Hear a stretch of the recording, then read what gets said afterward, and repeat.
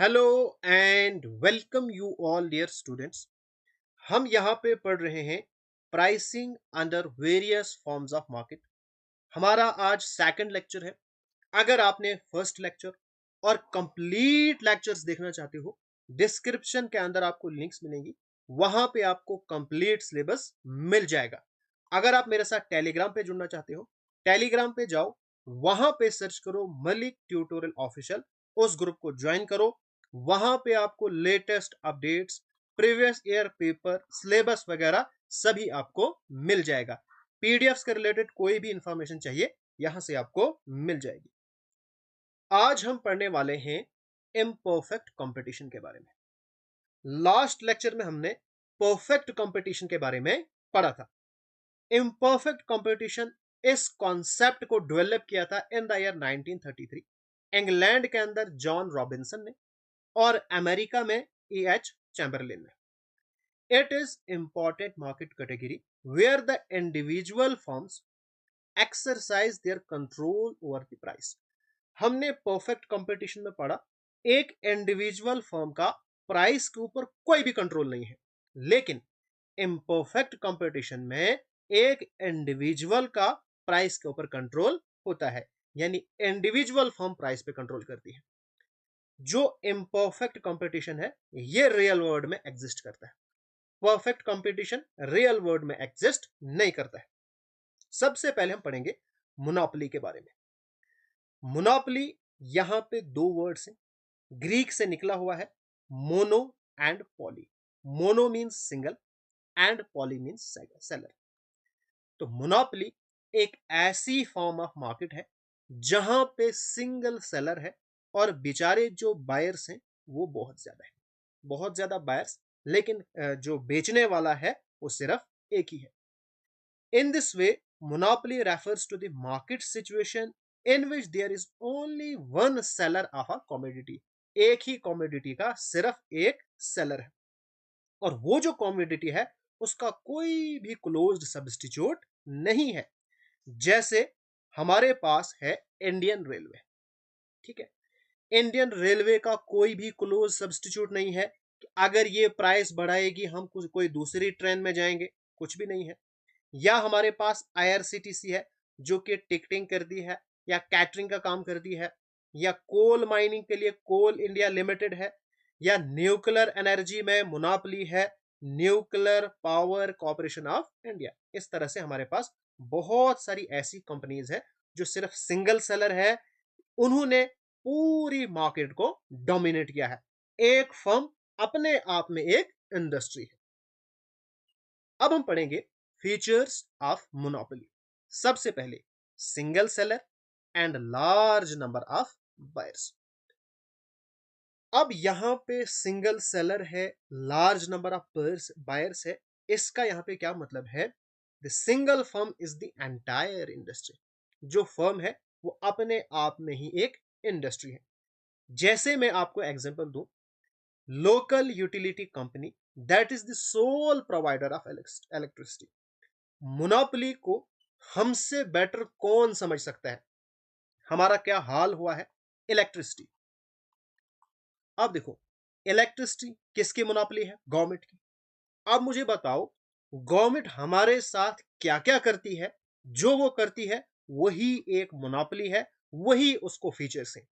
मुझे नहीं लगता है कि ये जो टॉपिक है इसको आपको पढ़ने की जरूरत है अगर आप इन बिजली वालों को देखोगे। No close substitute. मुझे बताओ, जो इलेक्ट्रिसिटी है क्या इसका कोई क्लोज अच्छा सब्स्टिट्यूट है? जैसे हमें बिजली है, सोलर से भी आ सकती है, लेकिन जो ये वाली लाइट है वो इसमें मजा नहीं है। जैसे सर्दियों के अंदर सनलाइट आती नहीं है, सोलर प्लेट से बैटरी चार्ज ही नहीं होंगी, तो ये काम नहीं चलेगा। यानी यहां पे कोई भी क्लोज सब्स्टिट्यूट नहीं है जिसकी वजह से उनको पावर होती है प्राइस के ऊपर, वो प्राइस पर कंट्रोल करते हैं। जब आपके पास दूसरा ऑप्शन है ही नहीं तो उनके पास कंट्रोल है फिर प्राइस का। Cross elasticity of demand is zero या वेरी लो। क्रॉस इलास्टिसिटी मतलब एक हमारा प्रोडक्ट है, अगर इसकी प्राइस इंक्रीज या डिक्रीज हो गई तो दूसरे प्रोडक्ट की डिमांड पे क्या फर्क पड़ेगा? आइदर उसकी डिमांड बहुत ज्यादा बढ़ेगी, बहुत कम बढ़ेगी, तो यहां पे क्रॉस इलास्टिसिटी जीरो है।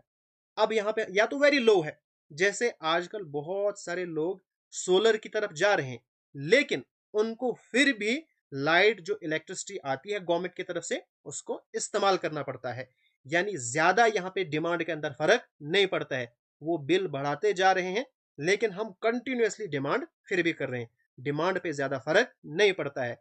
यानी क्रॉस इलास्टिसिटी ऑफ डिमांड कम है या जीरो है। फिर है प्राइस मेकर। वो बताते हैं प्राइस क्या होनी चाहिए। वो प्राइस टेकर नहीं है। जैसे परफेक्ट कंपटीशन में अगर आपको एक नई फर्म वहां पे ओपन करनी है, जो मार्केट के अंदर प्रिवेलिंग प्राइस है वो आपको देखनी है। लेकिन यहां पे एक फर्म ही अपने आप में इंडस्ट्री है। जब वो खुद से ही इंडस्ट्री है तो वो फिर देखेगी प्राइस क्या होनी चाहिए। उसको मर्जी आएगा। एक महीने में हमें 1,000 रुपए बिल आ सकता है, दूसरे में 2,000। फिर भी हमें मजबूरी है, क्योंकि कोई क्लोज सब्स्टिट्यूट है ही नहीं, हमें फिर उनकी जो इलेक्ट्रिसिटी है वो खरीदनी पड़ेगी। Because they control the total supply उन्हीं के पास है, वो अपने हिसाब से देख लेंगे। फिर हमारे पास है restrictions on the entry of new firm. जैसे आप सोच रहे होंगे कि यार हमारे बहुत सारे ऐसे इंजीनियर हैं, उनके अंदर वो कैपेबिलिटी है कि वो एक डैम बनाएंगे और एटलीस्ट एक छोटे से गांव के लिए वो इलेक्ट्रिसिटी प्रोड्यूस कर सकती है। लेकिन यहाँ पे गवर्नमेंट बहुत सारी रिस्ट्रिक्शंस लगा देती है। या कभी कभार क्या होता है, पेटेंट राइट्स होते हैं। जो ऑलरेडी फर्म एग्जिस्ट करती है उनके पेटेंट राइट्स होते हैं, बाकी फर्म वो बना ही नहीं सकती है, तो वहां पे एक सिंगल सेलर फिर रहता है। फिर है प्राइस डिस्क्रिमिनेशन। ये एक इंपॉर्टेंट फीचर है। ये सिर्फ कहां पे है? मोनोपोली में है। Price discrimination.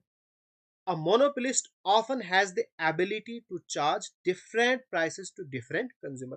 अब जो मोनोपोलिस्ट है वो क्या करता है? डिफरेंट प्राइसेस चार्ज करता है टू डिफरेंट कंज्यूमर। जैसे एक इकोनॉमिस्ट था, एसी पिगो। उसने हमें बताया 3 degrees of price discrimination. First degree, पहली डिग्री में क्या करता है? जो मोनोपोलिस्ट है ना, ये चार्ज करता है maximum price that a buyer is willing to pay. यानी मान के चलो जो मोनोपोलिस्ट है ना, उसको ये पता चल जाता है कि आपके जेब में कितना पैसा है, वो अपने प्रोडक्ट की उतनी प्राइस चार्ज करता है मैक्सिमम से मैक्सिमम, कि आपके जेब में एक भी रुपए नहीं बचना चाहिए। यानी मैक्सिमम से मैक्सिमम कोशिश करता है आपको चार्ज करे, आपसे सारा पैसा वसूल करे। फिर है second degree. Under this degree buyers are charged prices in such a way that part of their consumer surplus is taken। यहां पे थोड़ी सी रियायत बरती जाती है। यानी कंज्यूमर सरप्लस थोड़ा सा लिया जाता है और थोड़ा सा उसके पास रखा जाता है। अब कंज्यूमर सरप्लस क्या है? कंज्यूमर सरप्लस है what a consumer is willing to pay and what he actually pays. ये शर्ट है, दुकान के ऊपर लटकी हुई है। अब आपने दिल में आपने सोचा यार इस शर्ट का ना मैं 500 रुपये दे सकता हूँ, अच्छी शर्ट है, 500 रुपीज दे सकता हूँ। आप शॉप वाले के पास गए, उसने बोला ये शर्ट 300 रुपए की है। यानी आप विलिंग थे 500 रुपए देने के लिए, आपको सिर्फ 300 रुपए की पड़ी। जो 200 रुपए है ना, वो है कंज्यूमर सरप्लस। ठीक है, यानी जितना एक कंज्यूमर विलिंग टू पे है एंड व्हाट ही एक्चुअली पे, उसके बीच में जो डिफरेंस है वो कंज्यूमर सरप्लस है। तो यहां पे कुछ बचता है। फिर हमारे पास जो सेकंड डिग्री प्राइस डिस्क्रिमिनेशन है, यहां पे जो भी डिस्क्रिमिनेशन दी जाती है ना, वो क्वांटिटीज के हिसाब से देखा जाता है। क्वांटिटी परचेज्ड या वर्जन या क्वालिटी चूजर। जैसे यहां पे मैंने एग्जांपल दी है ट्रेवल में, इकोनॉमी क्लास है, प्रीमियम क्लास है, बिजनेस क्लास है। सभी को फॉर एग्जांपल यूएई जाना है, दुबई जाना है, एक ही प्लान है, लेकिन उसके अंदर थोड़ा सा यहाँ पे डिवीजन किया है। इकोनॉमी क्लास रखा है, प्रीमियम इकोनॉमी रखा है, बिजनेस क्लास है। तो यहाँ पे डिस्क्रिमिनेशन हो रहा है, लेकिन कौन सा है? Second degree discrimination. या जैसे सॉफ्टवेयर प्रो, फ्री, ये वगैरह। ठीक है, यहाँ पे हमारे पास हो गया 1 GB 2 GB, या ये वाला इंपॉर्टेंट है, ये सबसे इंपॉर्टेंट है। जैसे आप कोई चीज खरीदते हो, आपने एक चीज खरीदी 5 रुपए की, लेकिन अगर आप बल्क में खरीदोगे, आपने 10 चीजें खरीदी, फिर आपको मिल रही है 4 रुपए की। यानी यहां पे क्या हो रहा है? Price discrimination. कौन सा? Second degree. ठीक है। फिर हमारे पास है third degree price discrimination. Third degree में क्या होता है? Monopolist splits the entire market into few सब मार्केट। जो मोनोपोलिस्ट है ना, वो पूरी मार्केट को एक छोटी छोटी सब मार्केट में डिवाइड करता है, छोटी छोटी। फिर डिफरेंट प्राइसेस चार्ज करता है। जैसे उसने क्या किया, एक मार्केट है, वहां पे लोगों को अलग से, जो नॉर्मल सिटीजन है उनको अलग रखा, स्टूडेंट्स को अलग रखा, सीनियर सिटीजन को अलग रखा। यहां पे एक ही प्रोडक्ट बेच रहा है। फॉर एग्जाम्पल ट्रेन, ट्रेन की टिकट्स, जो नॉर्मल सिटीजन है उनको वो चार्ज कर रहा है 50 रुपए, स्टूडेंट्स को कंसेशन दे रहा है 40 रुपी, जो सीनियर सिटीजन है उनको रख रहा है 30 रुपी। यानी सेम प्रोडक्ट है, बिल्कुल सेम टू सेम, लेकिन अलग अलग चार्ज कर रहा है, इसने अलग रखा। नॉर्मल के लिए अलग, स्टूडेंट्स के लिए अलग, और जो सीनियर सिटीजन है उनके लिए अलग। या इस तरह से हो सकता है domestic and international. Same customer है, एक को डोमेस्टिक में ट्रेवल करना है, एक को बाहर जाना है, लेकिन अलग अलग। या अर्बन के लिए अलग, रूरल के लिए अलग। सेम प्रोडक्ट है, रूरल में आपको अलग प्राइस मिलेगी, अर्बन में आपको अलग प्राइस मिलेगी। तो ये सारी क्या है? Third degree price discrimination. फिर हमारे पास आता है डंपिंग। डंपिंग किसको कहते हैं? It refers to the practice of monopolist. ये भी किसकी प्रैक्टिस है? मोनोपोलिस्ट की। मोनोपोलिस्ट क्या करता है? Charging higher prices for his product in the local market. उसकी जो अपनी लोकल मार्केट है ना, वहां पे वो हायर प्राइसेस चार्ज करता है, और जो फॉरेन मार्केट है वहां पे लोअर प्राइस चार्ज करता है। आप मुझे बताओ, कौन सी कंट्री डंपिंग के लिए सबसे ज्यादा फेमस है? कमेंट के लिए, आप कमेंट करके आपने जरूर बताना है। अपनी मार्केट में वो ज्यादा महंगा बेचेगा, लेकिन फॉरेन मार्केट में क्या करेगा? सस्ता। क्यों? ताकि वो फॉरेन मार्केट को कैप्चर कर सके। फिर यहां पे हमारे पास 3 टाइप्स ऑफ डंपिंग है: persistent dumping, predatory dumping and sporadic dumping. First में क्या होता है? कॉन्टिन्यूअस प्राइस डिफरेंस रहता है due to different demand condition. Local market में अलग डिमांड कंडीशन है, फॉरेन मार्केट में अलग। दूसरे में है temporary lower price to derive out the competitor. जैसा नाम वैसा काम। यहां पे लोअर प्राइस इसलिए रखी जाती है ताकि कंपटीटर को खत्म कर सके। ठीक है। ओकेजनल डंपिंग थर्ड में है। Occasional dumping to dispose surplus stock.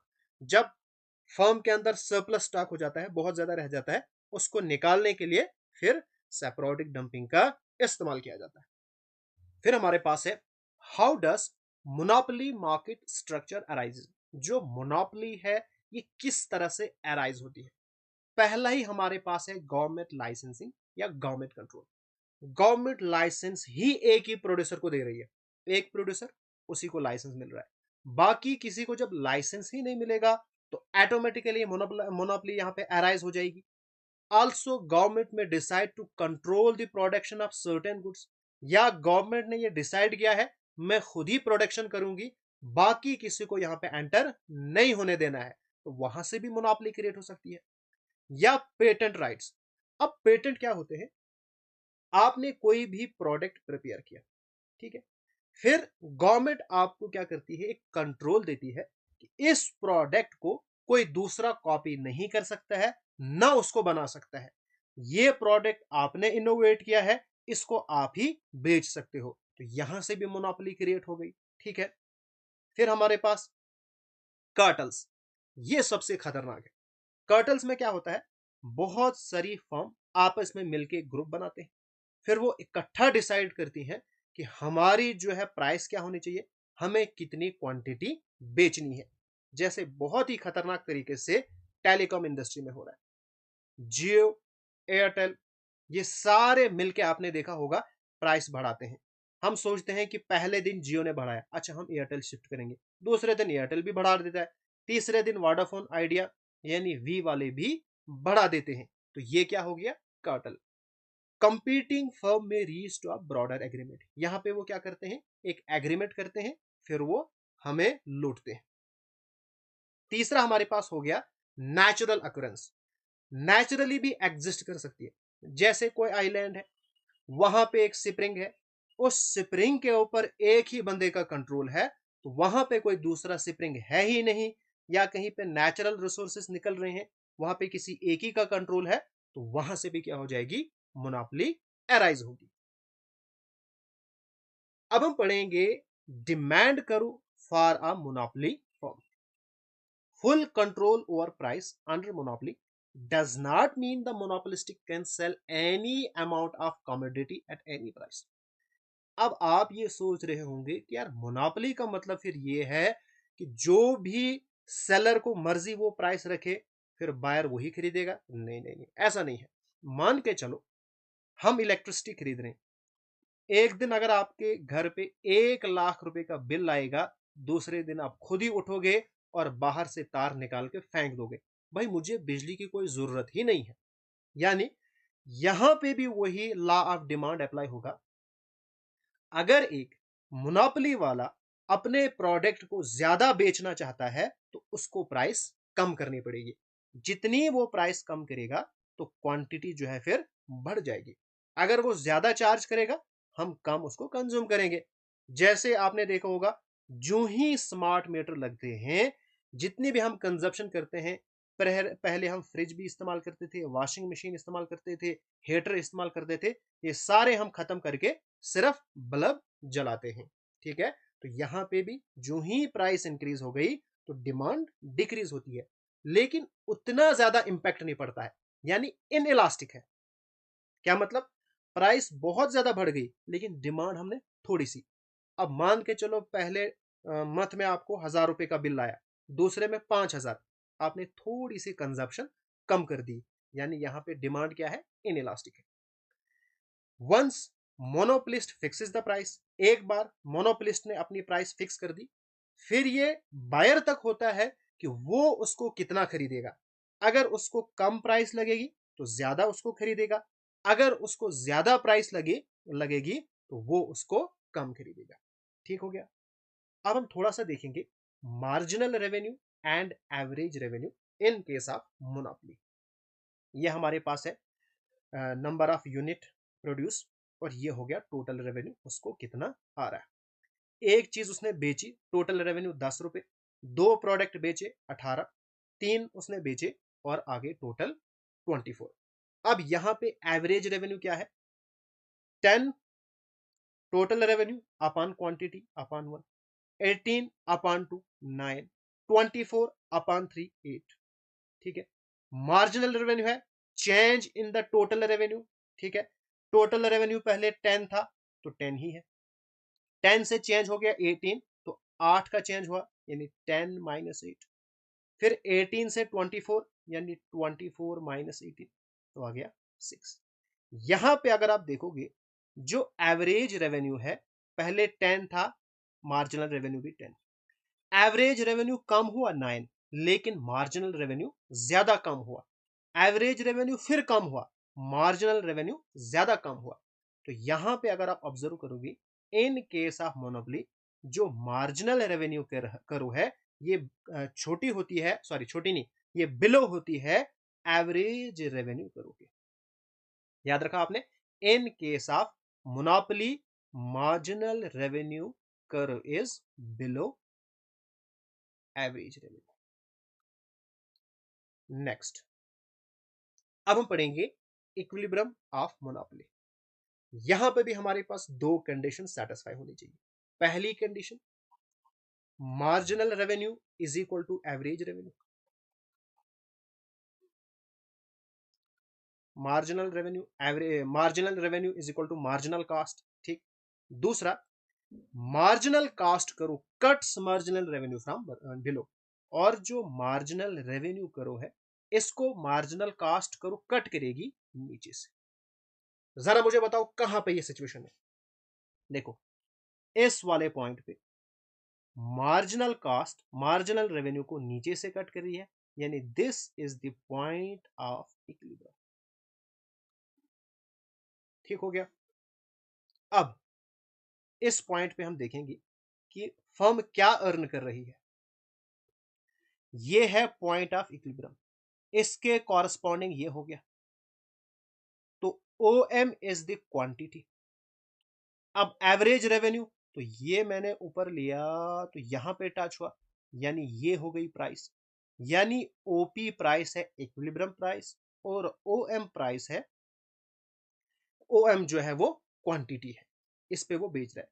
तो ये उसके पास आ रहा है टोटल रेवेन्यू। ठीक है, टोटल रेवेन्यू ये आ रहा है। अब टोटल कॉस्ट को हम देखेंगे। टोटल कॉस्ट हमें पता चलेगी एवरेज कॉस्ट से। ठीक है, जरा मुझे बताओ, यहां पे एवरेज कॉस्ट ये है ना, तो ये यहां पे टच कर रही है, यानी इसके नीचे हमारे पास आ रहा है खर्चा। तो ये आपके पास है टोटल कॉस्ट। अब जो टोटल रेवेन्यू है इसका बॉक्सा बड़ा है, यानी ऊपर वाला भी है, सिर्फ टोटल कॉस्ट नीचे है, यानी total revenue is greater than total cost. तो यहां से आपने क्या देखा, in case of monopoly, monopoly हमेशा अर्न करती है सुपर नॉर्मल प्रॉफिट। ठीक है, मार्जिनल रेवेन्यू जब तक ज्यादा है मार्जिनल कॉस्ट से, यानी एडिशनल कॉस्ट से, प्रोड्यूसर ज्यादा प्रोड्यूस करेगा, और रुकेगा कहां पे वो, जहां पे marginal revenue is equal to marginal cost. फिर यहां से आगे वो नहीं जाएगा, यानी यहां पे जाएगा ही नहीं मोनोपोली वाला, क्योंकि यहां पे जो एडिशनल रेवेन्यू है वो कम है और एडिशनल कॉस्ट ज्यादा है। ठीक है, तो यही यहां पे मैंने लिखा है। फिर टोटल प्रॉफिट मैंने बताया है average revenue minus average cost, और टोटल उसने कितने प्रोडक्ट बेचे, या इसको आप ऐसे भी लिख सकते हो, total revenue minus total cost. ये यहां से भी बन सकता है। यहां पे मैंने इसके बारे में डिटेल में लिखा है, इसको आप पढ़ सकते हो।